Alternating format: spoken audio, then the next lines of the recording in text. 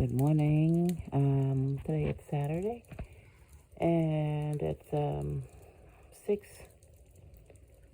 6:47 a.m. in the morning, of course.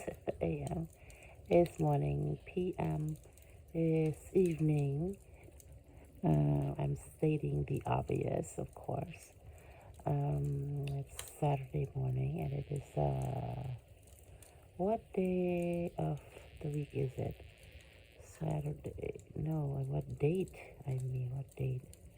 Okay, as you can see, I'm sort of still in my sleeping mode. Mostly it's like I'm like 75% in a sleep mode still. But I wanted to do an update bright and early because it's we plan to do something today. They have some sort of Saturdays, like I said, or weekends. They normally have some sort of festival. So going on, it's because of Saturdays, the weekends. Most people are scheduled off from work, so we usually enjoy the weekends because of days off, and being off from work, that's a perk, right? A lot of people want to be taking a break after a whole 5 days of work, 8 hours in the office or store or wherever you work, right? Let's just call it office. Work that's, well, I do need to figure out. I learned the term blue collar and white collar worker, like what, in elementary school. And then I kept hearing the term over and over again here and there, but I never bother to fix my confusion. So I'm at this stage of life, I'm still confused. Who's the white collar? Who's the blue collar worker? If I look it up, I'm sure I can find out right away and it'll fix my confusion right off, but I'm just not going to search. Anyway, if you're like one of those blue collar, white collar workers, normally one of the groups work in office, right? And with really, excuse me, nice clothes and everything. The other group, they wear like it's construction stuff or like really dirty manual labor. It's actually dirty, literally dirty, like get oil in your hand, get dirt on your clothes and stuff like that. I guess that's what I remember about the kinds of workers out there, right? So I think even the blue collar workers or white collar workers, they all have about Monday to Friday schedule, but there are workers like office workers who have, I'm sure they are workers nowadays, it's the adjusted schedule because everybody works at some shift. Yeah, there's like the graveyard shift and then the evening shift and then there's the day shift, right, daytime shift, and then it's the morning shift and so on. I'm sort of going backward or whatever ways. There's no real organization there, but yes, most people, probably not the majority anymore, maybe just a good number of people are off from work on weekends. And there's some other group of people who really do have to work, even the graveyard shift, when everybody's sleeping and because I think, especially people who work at the delivery business, they do have to work at night, like delivering packages, delivering stuff that we buy online. These days online stuff is really popular, and they get delivered to homes, and a lot of the time mail gets delivered. They have to wake up really early at night to organize and sort out the mail and stuff like that to get them ready to be delivered in the daytime. So there's those are the people who drive out things out to go to their homes and deliver them to homes, and there are people who are in the building, in the factory, organizing and sorting and putting those things in the correct bins or containers for them to be sent out to be delivered on time, right? So those people who do delivery businesses with such as packages and stuff like that, they work at night, graveyard shift. When people are sleeping, they're really up and about working already. And they're out there on the road driving at night. You know, the good thing about working at night is that the road is really nice and clear. Like at 2 or 3 o'clock after midnight or 4 o'clock in the morning, you know, everybody is still most everybody is still sleeping, but some people are out there driving on the road. When it's summertime and there's the weather is not so bad, there's no snow or rain or thunderstorm, it's like, oh wow, it's a breeze to drive at night. I think it's a bit spooky to drive at night because it's dark and everything. but the traffic is like a breeze. But anyway, there are people who do have to work at night, and even so, they make it the weekends off, even though they work at night. So you have this. I think maybe the world is like they said. It's not it's just an expression, right? When people say it's a small world after all, and it's actually a big world, but it's a really called a small world because we know each other. The connection is right there, and we have similar things to do. You know, it used to be that one country has no real technology yet, and the other countries like way up there, they have computers, airplanes, cars, all that stuff, right? And there's one other country don't really have those things. And when you go to those other countries, it's like a culture shock if you bring in those cars and all those electronic stuff, those high-tech stuff into the country that's not completely developed yet, like in the jungle, right? Way back then, I think there are places like that, but nowadays I'm not sure if there are places like that anymore. Places where phones are unknown and stuff like that. I don't think there's such a place nowadays. So then I think excuse me, there's this dry taste in my mouth. I think I just need some water, but I like I said, it's too early in the morning, waking up and then go and get water. That just kind of like make my body wake up, and I don't want to wake up yet. But I just want to maybe do a little update and then fall back asleep. But I do want to get an update bright and early because there are plans ahead. But anyway, back to the topic. I get sidetracked. So people work, and there are different countries and everything, but even so, they have the same similar types of lifestyle, you know, how they live their lives. It's similar. It's like, well, that's why they say the world's getting a bit smaller because we can all relate to things that we do.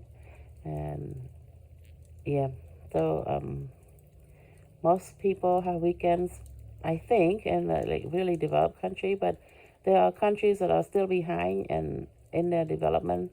They do have the phones, the cars, and the planes, and all the weapons that go with that a country has to have to defend itself or whatever, right? Or to be on the offense. I mean, there are times when you go on the offense, and there are times when you go on the defense. So, but anyway, every country has all these things, and most developed countries have advanced technology, right? And the not so developed ones are not quite advanced, but they are still aware of phones and stuff like that, right? Online stuff. And for the most part, the world seems a bit smaller because we are so connected in that way, that we are aware of things and we share. We could see, we have television that shares info about other cultures and stuff like that. So then, so the world is sort of small, and we share similar schedules for the most part. But I'm sure there are other countries that I don't know. I don't have the research, but I'm assuming that there are many countries out there that are still sort of like behind in the technology field, and they have different lifestyles. I don't think people go hunting anymore for sustenance or food. Well, maybe they do, like here and there, but not seriously, in the hunting mode. In terms of having jobs, that not everybody go out hunting anymore, because I don't think there are too many forests out there, or too many jungles out there where you can go hunting without like walking onto somebody else's land. And so I assume that maybe still in America you can have a large big land, you can go hunting in your own land. But I think back in the days, people would just go hunting, right, in the forest. It doesn't belong to anybody but to the whole country. And then you get food and sustain yourself. And like back then, way back then, but nowadays I don't think there's such a thing. So then the schedule is,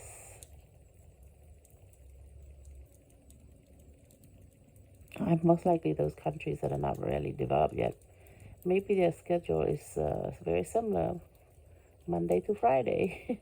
Or yeah, because maybe, they are on the Saturday and Sunday, there are programs that are playing out there. Some people it's like, okay, I am not working on weekends because I want to watch this or do this and that. This entertainment program is being played on a weekend, and I want to avoid working on weekends. I think there is such a thing. So then the point is that most people have the weekend off, and some people do not, and because of the different lifestyles we all lead, right? So, and even though it's a very big world, we share similar things like that, like similar schedules, right? For the most part, for developed countries. But not so developed countries, it's right different. Yeah, farming and stuff like that, they require getting up early and taking care of the animals, feeding them and stuff like that. So I assume that's different. Like, yeah, the schedule. I mean, but then they also, I'm pretty sure they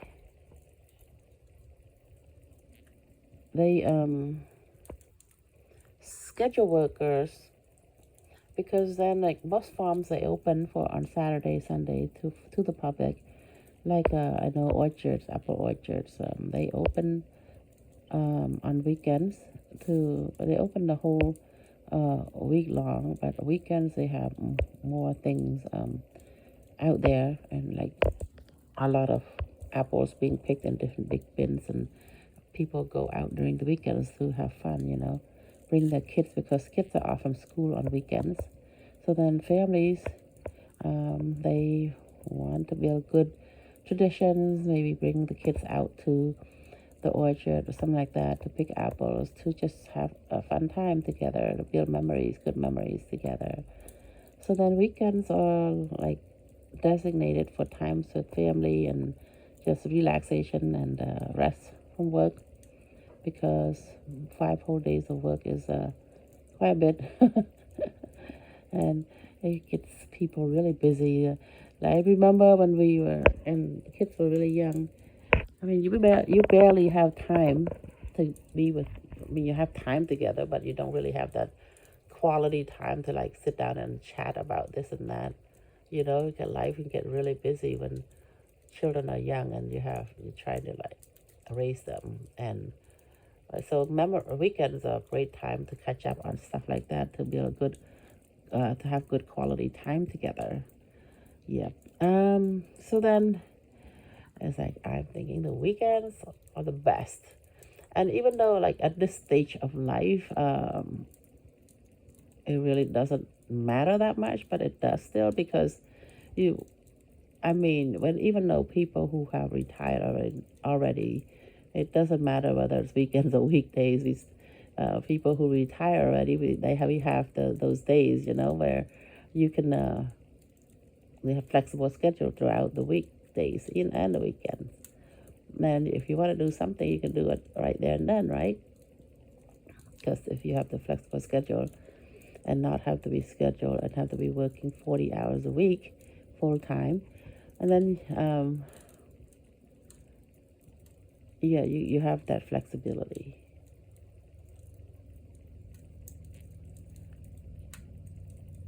I think I just lost my train of thought. Excuse me for trying to update so early in the morning. For me, 7 a.m. in the morning is early. So, okay. The point is that the weekends is a great time to gather together and just, whether you're young or old or in the middle age or seasoned or not seasoned, not very seasoned yet, and youthful and young and healthy and strong and old and strong, young and strong, whatever age group or whatever place in life you are in. I think for the most part you appreciate having a weekend, because even though you're not in that age group where you are constrained by the hours of work you put in the week, you still have family or friends who are doing that, and Monday to Friday they work, and then building good memories with family and friends. Well, there you go, families and friends. There are families who do work those hours, and then friends who do work those hours. So then, to build good memories, you need to have friends and families, right? So then, those are the times that they have, and you spend fun time together, spend time doing barbecue and stuff like that in the yard.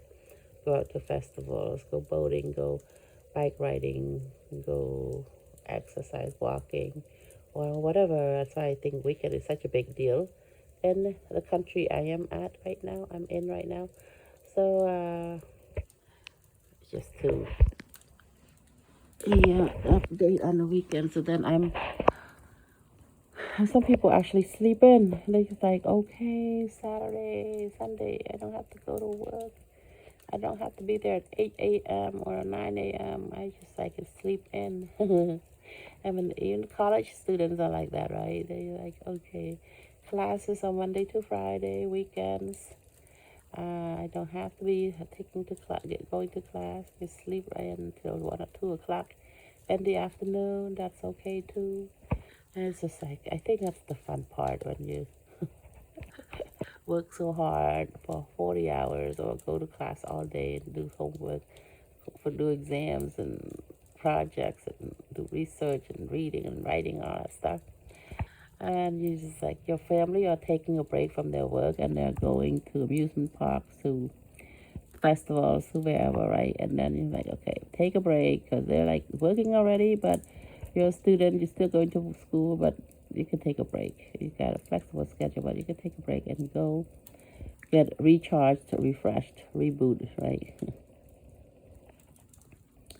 So that's why the weekend is a big deal, because we want to do that. But like I said, for a lot of families, and not all, I think those who are weekends are considered Saturday, Sunday.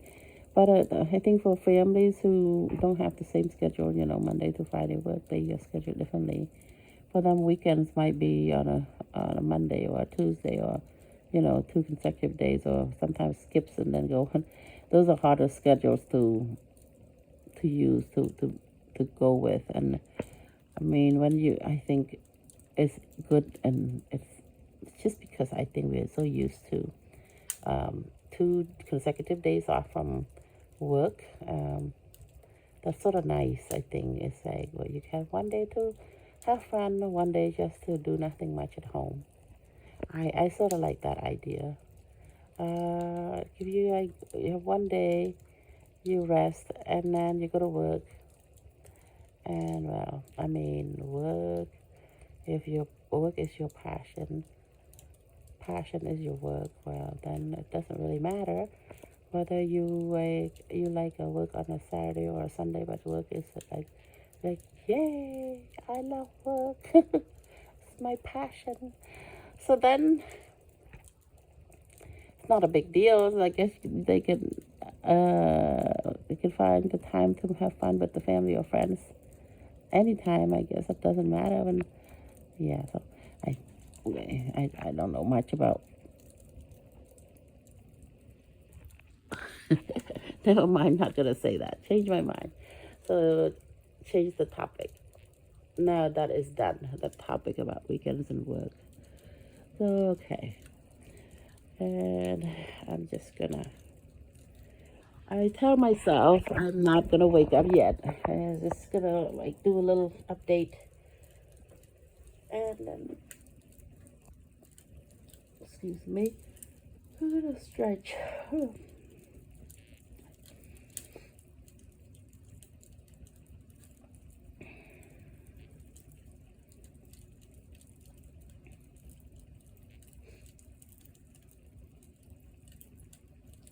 Take a little break. I'm gonna think about. Give myself a little time to like just stop talking, so I can think things over. If I'm too sleepy to talk, I just uh, stop the video at this time and stop posting. But I think when I do this, the posting process, that will probably wake me up. Okay, yeah, that's fine. I don't mind it. It's fun. It's a project I promised myself I need to do. Yeah. So then it's all good. I hate with morning time. I have allergies. Normally I'm okay. I wake up. I'm like, I don't have nasal problems, right? But sometimes I wake up, I'm sleeping on one side, and then I feel my uh, the congestion happening in one nostril. I get up and have a little bit of water, and everything is all cleared. I think it's called allergies. It's this morning allergy thingy that's happened once in a while to me. Excuse me, this yawning. Excuse me. Told you it's early in the morning. I'm trying to like get my update in place so I can do other things too. Yeah. Because daytime gets really busy. I'm like whatever I'm doing right there is I'm doing it. And if I take out my camera and start filming, I'm only seeing what's on the camera. I don't really see what's happening out there. So then I didn't like to do that. And I like looking at doing the stuff that I'm doing. I'm right there. I'm present right there and I'm doing it. And then if I take out my camera, like I said, I'm like looking at the screen of the camera.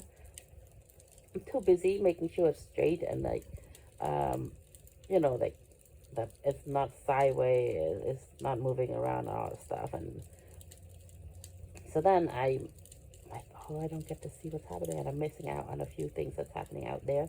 So then I'm sort of, and then sometimes I stumble over things too because I'm too busy looking at the camera.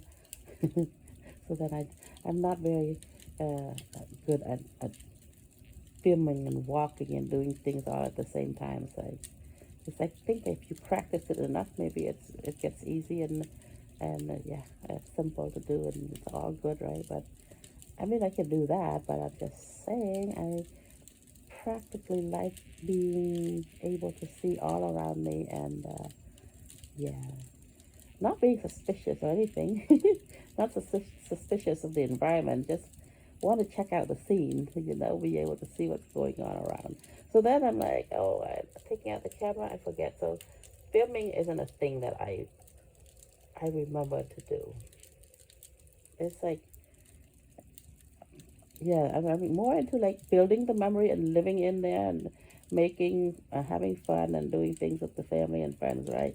but like to take a picture of it and capture that on film is something that I have to tell myself constantly to remind myself I have to do that, because then you do all these fun stuff and never really like took a picture of it, or um, try to capture that kind of memory and keep it, stored away.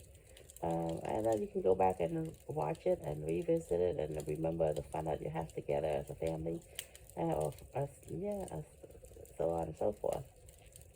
Yeah, because now I look back and the kids have grown, and I'm thinking, I wish there were days when I had taken out that camcorder and filmed the kids really young and like have those things on hand. I was never that good at it, so I don't have any. I really don't have videos of the children growing up, um, when they were like, not a lot. I learned from other people, just like to make sure you take some photos and keep them. I know there are cultures, like the Amish cultures, they don't let you take photos because, yeah, it's their belief. But anyway, I like taking photos when it's necessary to help keep the memory alive. So then I look back like, oh, there are things that I've done and it was so much fun, or something that I should have taken pictures of. It's like something to remember by, and I didn't do it. And I look back and regretting that I didn't take pictures or videos of that time. So yeah, so then I'm like, okay, it's good to have something like a sort of record keeping, of the fun that we had, of the time that we spent together as families, and yeah, so on and so forth, like the activities that we were doing together. But I think that's great to have photos and videos. Because those videos and photos, those are the two things that actually, I mean, you can keep them and they last if you record those things. Because the things that we say, they already like come out and they're gone. If you don't capture it on film or keep an audio recording of it, right? Back in the days, you can't do that. You just say something, it's done, it's gone. But these days, you say something, it's being recorded, and if you say something wrong or illegal or whatever, you get recorded. And there's proof that you said something not right, or you did something wrong, or get into trouble for it. Yeah, you can actually have proof of people saying something wrong or saying something right.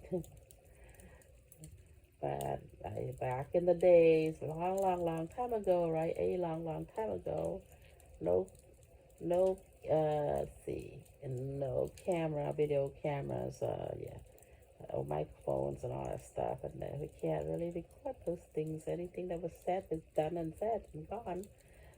But nowadays, that is the beauty of it, of technology. That's what you say. That is the beauty of technology. You can record people saying things, and if they say it nicely and everything, yay, that's captured on film too. And other people in the entire world probably even get to see it.